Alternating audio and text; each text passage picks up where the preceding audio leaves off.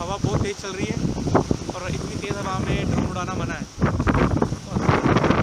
देखते क्या होता है। सो आप देखते रहिए यादव, लाइक और सब्सक्राइब कीजिए मेरे पेज को, इससे और ताकत मिलती है काम करने में। अच्छा भी है मेरे पीछे।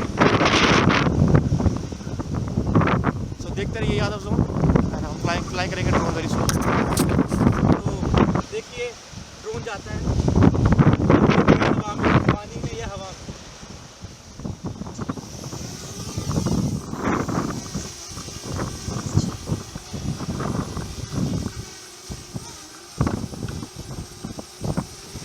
चल रहा है windy, it's very windy, very windy.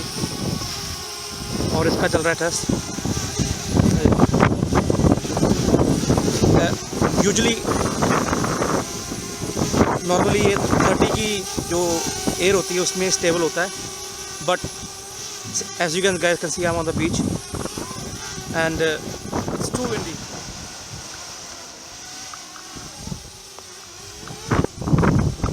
Edge पर आपने नीचे की वीडियो देखी है, वो कहते हैं कि 30 माइल्स हवा उतना तेज़, उससे अगर तेज़ हवा में देखे जाओ तो ये नहीं। और ये चल रहा है, उड़ रहा है, कितनी तेज़ हवा में उड़ रहा है। ये देखिए आप लाइव व्यू।